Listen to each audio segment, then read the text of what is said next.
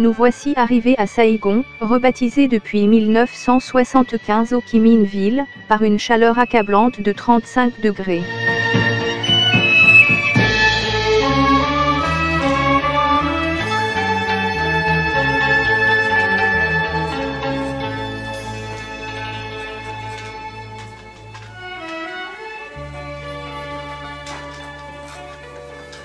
Un très grand plaisir de vous recevoir.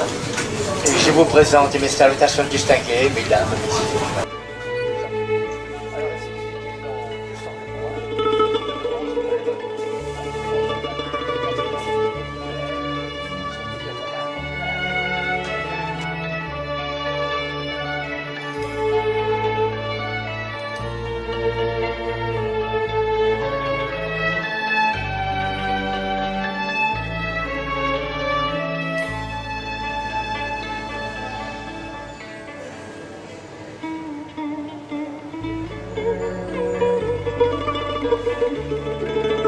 Symbole du Cao Dai, l'œil divin domine l'autel principal.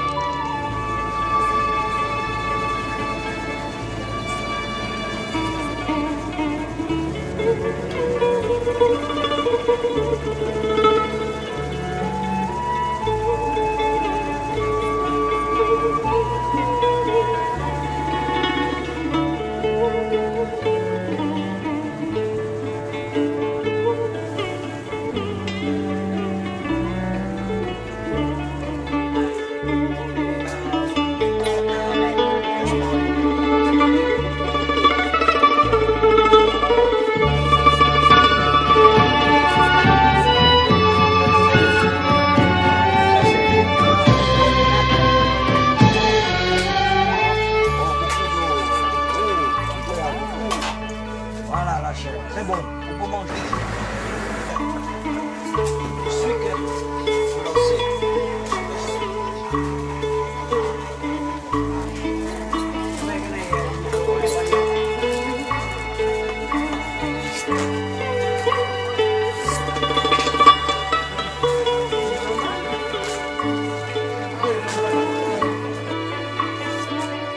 De la matière première au produit fini, pour fabriquer les bonbons à base de lait de coco.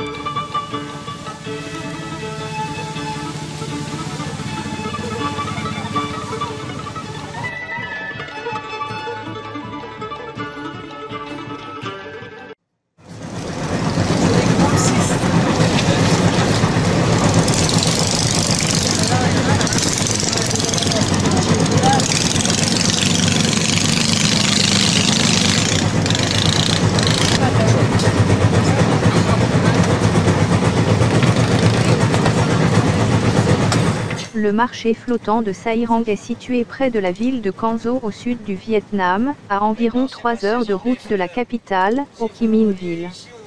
Il s'étend sur plus d'1 kilomètre sur les eaux du Mékong, c'est le plus important marché de grossistes de fruits et légumes de cette région. Le delta du Mékong fournit d'ailleurs 60% de tous les fruits du Vietnam. Tout le commerce de ce marché a lieu sur l'eau, à bord d'embarcations de tailles variées. Dès l'aube, les marchands lèvent l'ancre pour s'approcher des bateaux des grossistes où ils viennent s'approvisionner. Certains revendent ensuite la marchandise directement à des particuliers, ou encore à des détaillants, qui revendent à leur tour les denrées dans les marchés des villages avoisinants. À l'heure de pointe, ce sont des centaines de barques qui s'entrecroisent dans un va-et-vient incessant où s'échangent bananes, pastèques, ananas, riz, et quelques cris, en guise de coups de klaxon. C'est fou ce qu'on peut faire tenir sur une petite barque. Certains commerçants y ont installé des cuisines complètes, et préparent des repas chauds dans un équilibre précaire. Ces cantines ambulantes livrent soupe, thé, café, friandises et autres victuailles directement aux bateaux de leurs clients. Des petits revendeurs rament même à bonne distance du marché, dans les nombreux canaux de la région, pour offrir leurs fruits et légumes aux habitants des rives, et ce, sans jamais quitter l'eau. La notion du « vivre ensemble » est très forte en ce village aquatique où les sourires abondent. Il est évident que les gens de la région éprouvent un attachement profond pour ce marché. Pour des raisons traditionnelles, économiques et de plus en plus touristiques, il est permis de croire que ce lieu unique restera à flot encore longtemps.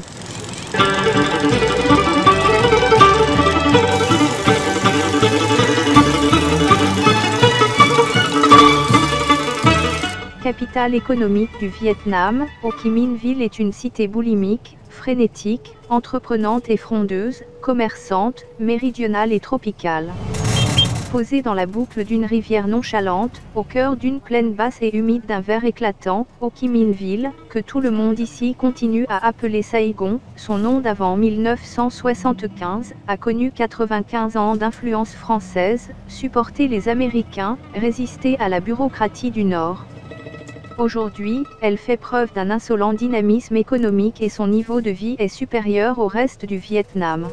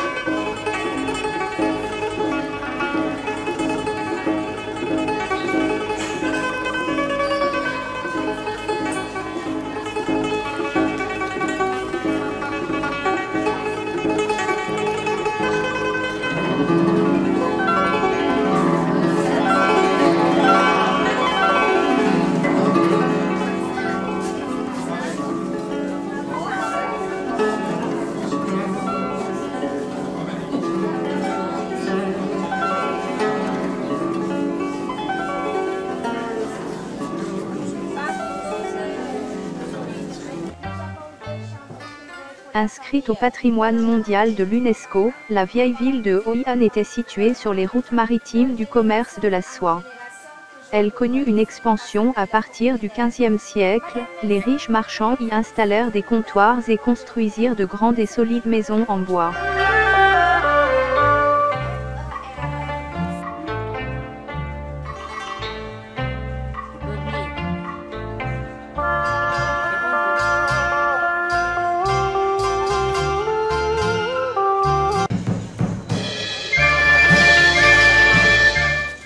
L'un des monuments les plus intéressants est le pont pagode japonais, un pont couvert construit en 1593 pour relier les quartiers habités par les communautés chinoises et japonaises.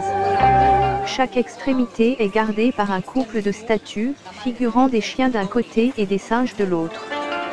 De nombreuses maisons sont construites dans un bois noir et très dur, le jacquier.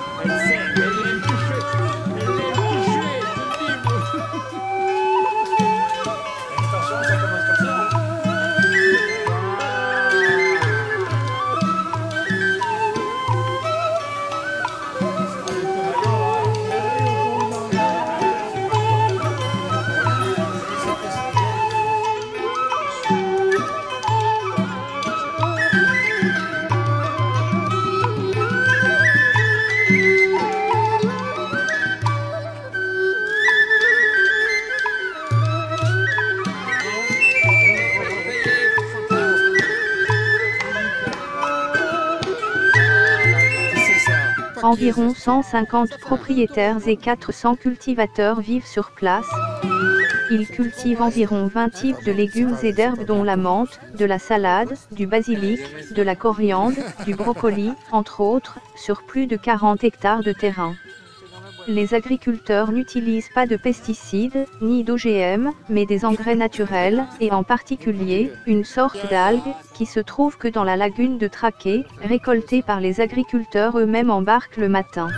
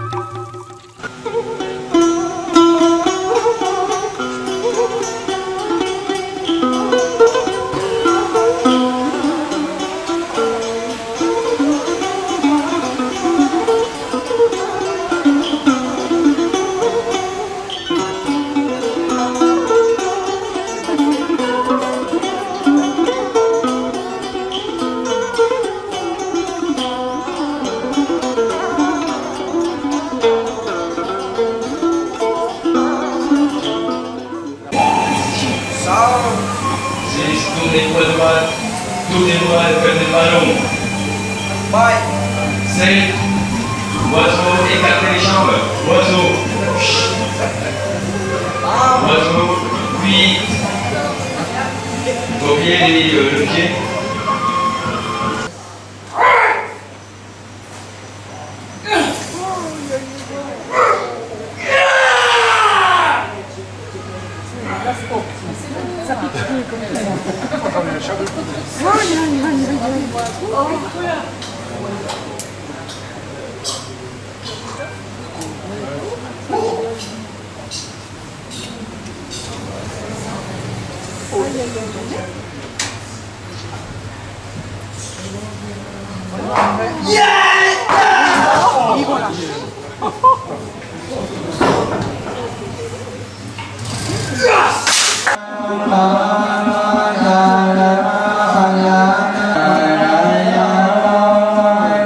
Au cœur d'une forêt de pins, se trouve la pagode des eunuques.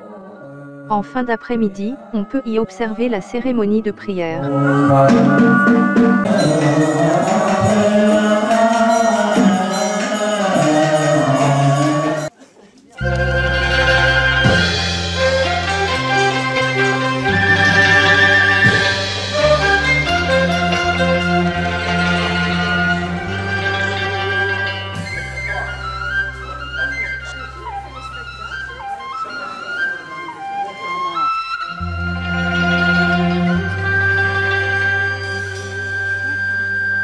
Le long de la rivière des Parfums au sud de Hué, les rois Nguyen ont fait édifier leur propre mausolée, inspiré par une ancienne croyance populaire, l'âme du défunt continue de vivre dans l'au-delà, il faut donc s'occuper d'elle, lui faire des présents, la protéger contre les mauvais génies. Le tombeau de Tuduc, érigé entre 1864 et 1867, est le plus populaire et possède un caractère romantique, palais de la modestie, pavillon de pêche et des banquets, mais aussi palais de séjour du roi, palais des femmes du harem, pavillon de lecture, tout cela au cœur de jardins fleuris, lacs, îlots avec passerelles et ponts, etc.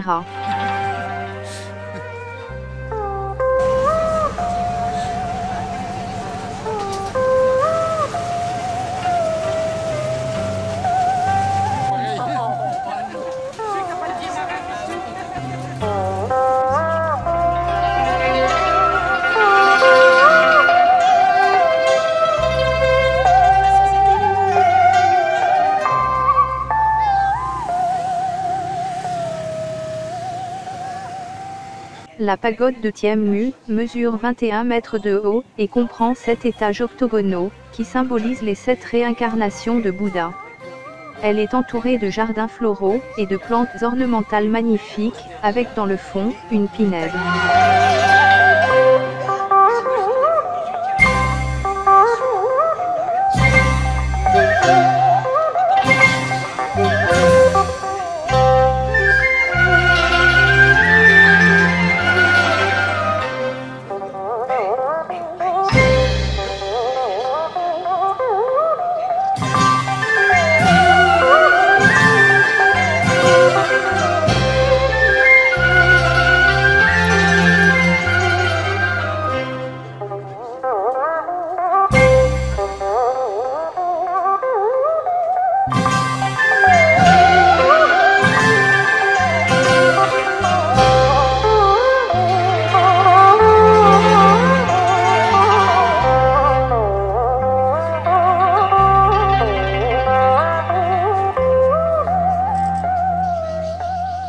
La cité impériale de Hue est le seul exemple d'une ville impériale du Vietnam existant encore aujourd'hui. Elle est construite sur le même plan que la cité interdite de Pékin. La citadelle est ainsi enserrée d'une longue et épaisse muraille de 600 mètres de côté. 10 portes, dont 4 principales, permettent son accès. C'est par la porte du Midi au sud que l'on pénètre dans la résidence impériale. Celle-ci s'ouvre sur une vaste cour, au centre de laquelle se dresse le pont d'or, qui enjambe l'étang des eaux d'or.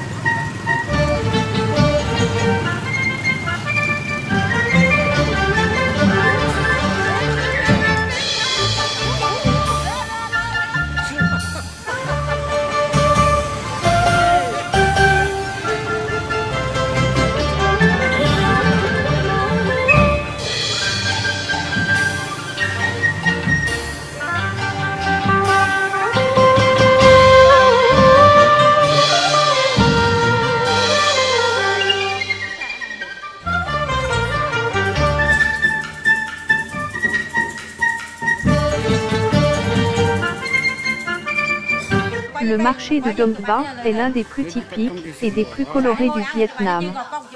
On y trouve de tout. Des viandes aux poissons frais, en passant par les fruits et légumes, aux 1000 couleurs, les nouilles de riz en sac de 50 kg, les vêtements, les jouets ou les produits de beauté. Impossible de ne pas tomber sous le charme de cet endroit, extrêmement coloré et odorant.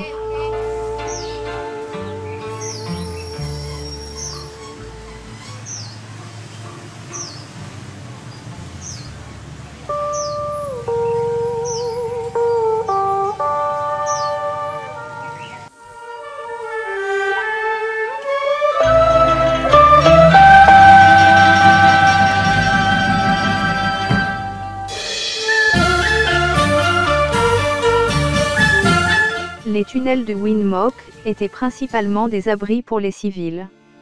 Pendant les bombardements, la vie du village continuait en souterrain, les enfants allaient à l'école, les femmes faisaient des enfants, et les familles regardaient les films. Les tunnels sont un exploit incroyable, de travail humain, de l'ingénierie et de la persévérance.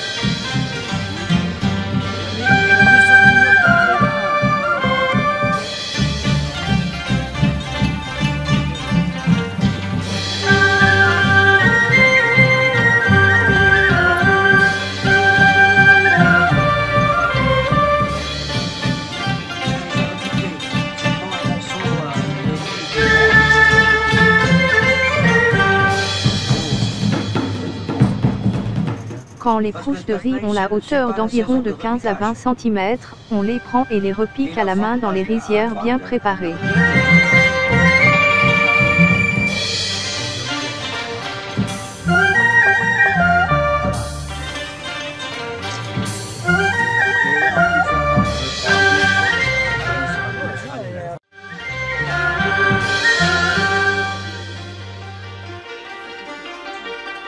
J'aime bien quand tu chantes.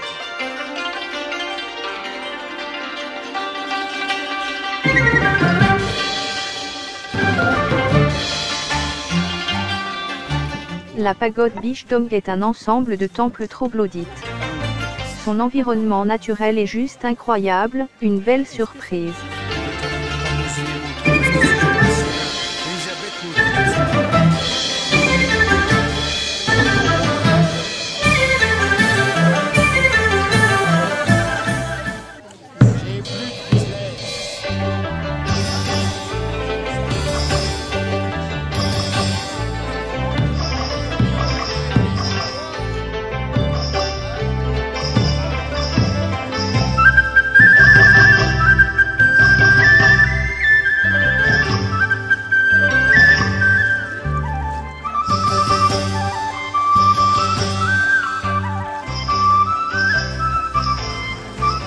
Quoi de mieux qu'une balade en barque au milieu des formations karstiques?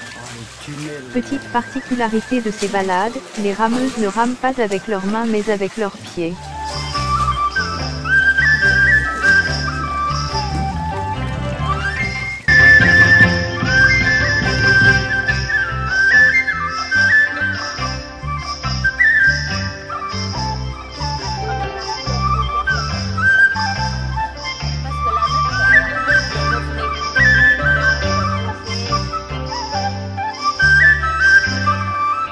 Les eaux claires et limpides de la baie d'Along sont réputées pour produire en haute mer des perles de qualité. La greffe est une opération délicate, c'est un défi, pas toujours couronné de succès.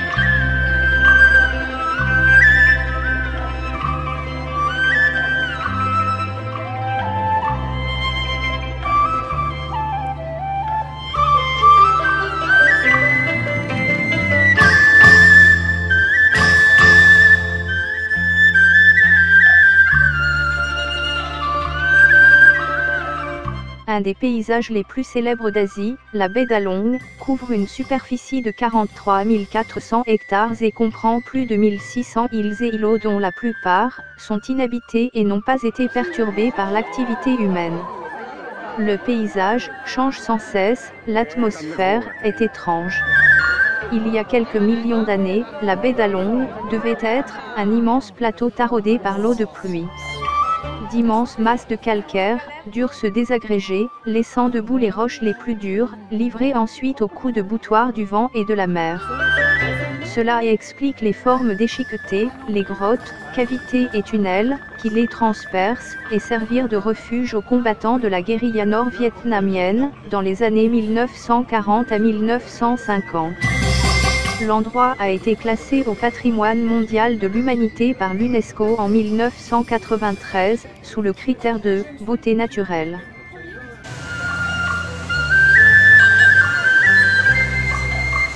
Avec ses larges boulevards, ses lacs bordés d'arbres et ses pagodes anciennes, Hanoï est sans doute la plus élégante et la plus exotique des capitales du continent asiatique. Cette grande vieille dame vit à un rythme effréné, et l'énergie qui s'en dégage, tout comme son esprit d'entreprise, est impressionnante. Le lac de Hoan Kiem est considéré comme le bijou de Hanoï, tout comme la tour Eiffel pour Paris. Il est non seulement un site incontournable pour les visiteurs, mais aussi un monument historique important de la capitale.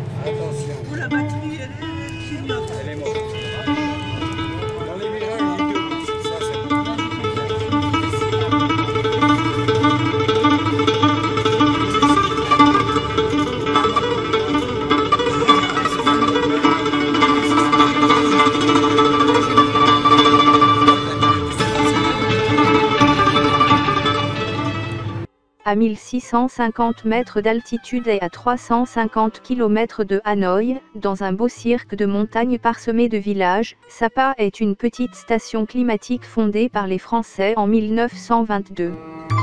Sapa et ses rizières en terrasse, ses minorités, dont les traditions et modes de vie sont encore bien préservés, confèrent à ce site un attrait tout à fait exceptionnel.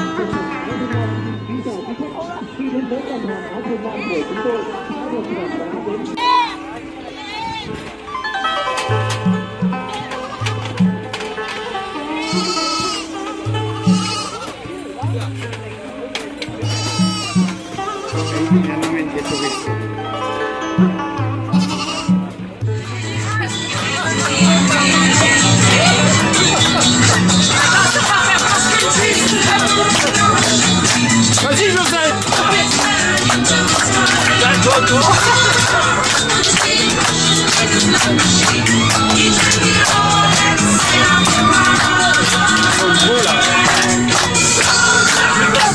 Allez, je pose debout. C'est la moitié.